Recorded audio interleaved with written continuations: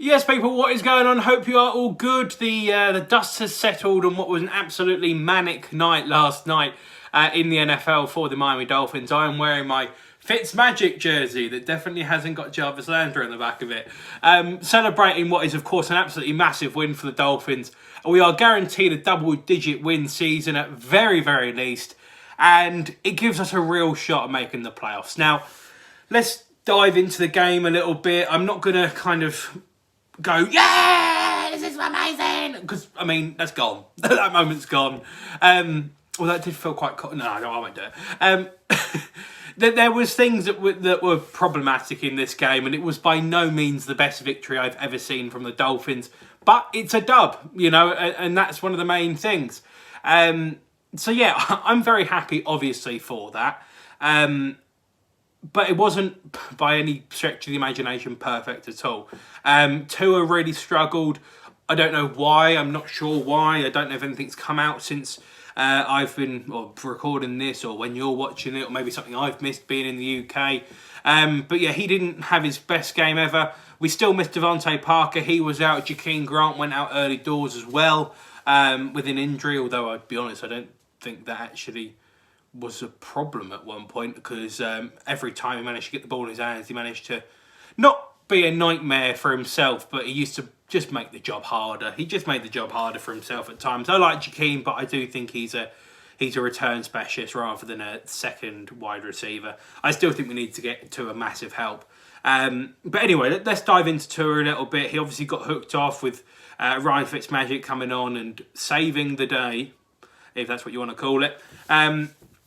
Yeah, he did struggle, Tua. He does need more weapons. The offensive line, I don't know what it was. I felt like every time Tua got sacked yesterday, it was always for a big loss. It wasn't just, stay where we are, oh, this is not good, just protect the ball and bang. He did try to overextend the plays, and he did try and do a little bit too much at times.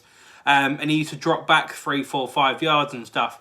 And, of course, when you do that, plus a couple more, you know, you're making it not impossible for yourself, but you're making it a lot harder. And I was surprised by the Raiders' defence, I can't lie.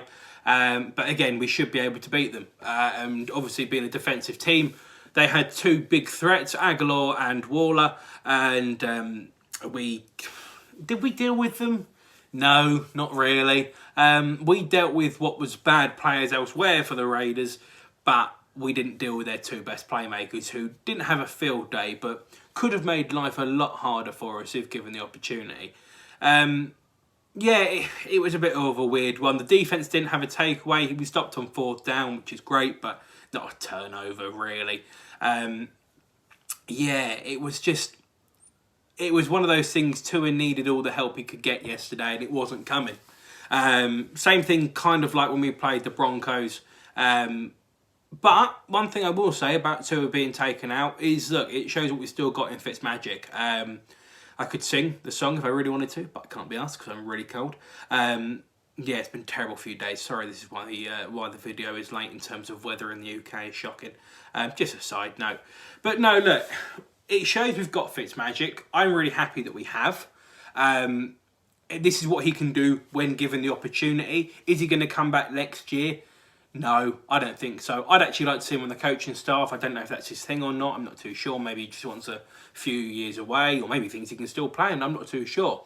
But I really like Fitz. I really do like Fitz. And he helped out massively yesterday. And Tua's going to learn from this. Tua's going to learn from his mistakes, from different things. And there was a few chances where people were open, which for Tua is not open, because he's used to what they keep saying on the TV, Alabama are open. They're open, 20 yards of space to do whatever the hell they want. But Mike Gesicki had a few opportunities. You didn't see him really get the ball until Ryan Fitzpatrick came on the field. And which is a bit weird, because obviously Gesicki and Tua have had quite a nice relationship. But yeah, it's one of those things. It is what it is. We can work on it.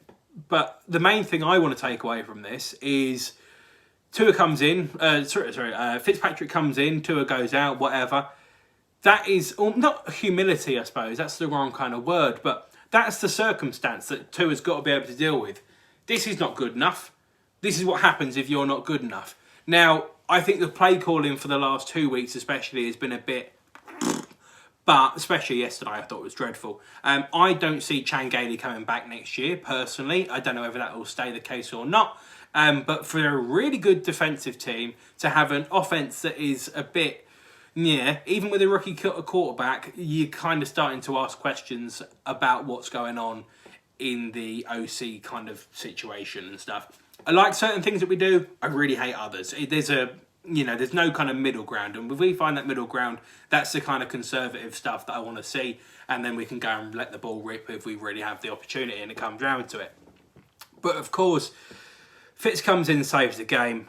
We're all buzzed. This is great. Gaskins also played very well. Let's give credit where it's due. Yesterday, rushed for, I can't remember how many yards actually, but I want to say it was 174, but I might be wrong in that. 2 TDs, brilliant for him. And we grinded it out. We grinded it out, whether it was orthodox or unorthodox, we grinded it out and we got the result, which is brilliant for us. It keeps us alive. Now, obviously, by the time you're watching this, it might have all changed. Maybe the Dolphins are in the playoffs. I don't think that's going to be the case, but it is what it is. There's so many things that can happen.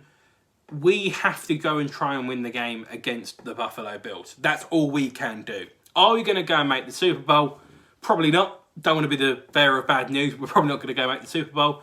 But what we could go and do is cause problems. And look, if we were in there, then there's no reason why that couldn't happen.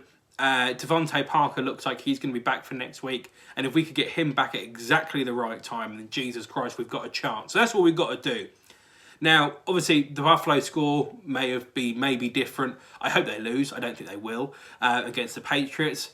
But yeah, this is going to be tough either way. But this is where we want to be. This is the end goal. So this is what we've got to do. We've got to be able to fight through it. And given the opportunity, although it is a weird opportunity, we have to be able to get in there. We are a little bit unfortunate that this year in the AFC, there are just some very, very good teams.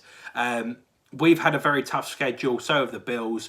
In future years, maybe other team schedules go against them and whatever. But where we are, with having, I think it was the second or third hardest schedule in the NFL, to be where we are now is nothing short of a miracle. Brian Flores is Coach of the Year. I think if anyone else gets it, a little bit of a joke. Tomlin was the other suggestion, but they've just lost 3 in a row, so, I'm not really going to have that. B-Fly has to be Coach of the Year for me. Xavier Howard, who was very unlucky not to get an interception yesterday, just tripped over, unfortunately. But he has to be up there with the Defensive Player of the Year. If we could just get something going on offense, and of course special teams, speaks for itself. We had brilliant fake punt and everything. Really, really good we are on special teams. But if we can just get something going on offense, then we're going to be a real side. We're going to be a really, really good side. And I'm really looking forward to that. I'm not going to say any more. Obviously, it's a massive, massive win. A little bit different, a little bit more relaxed, of course, because we played on the Saturday night. If you like this, then maybe let me know. Of course, we are coming towards the end of the season, but hopefully there's going to be a lot more coming up. And, of course, a draft and so much is coming up next few weeks and months and right the way through to the start of next season, if it does all end in Buffalo next week. But let me know what you think. Make sure you smash the like button. Make sure you also subscribe if you're new around here. And I'll see you back here for loads more Fins content. Thanks for watching. Make sure you subscribe. Have a very good 2021. It can't be much worse than 2020. So yeah, take care, stay safe, and see you later.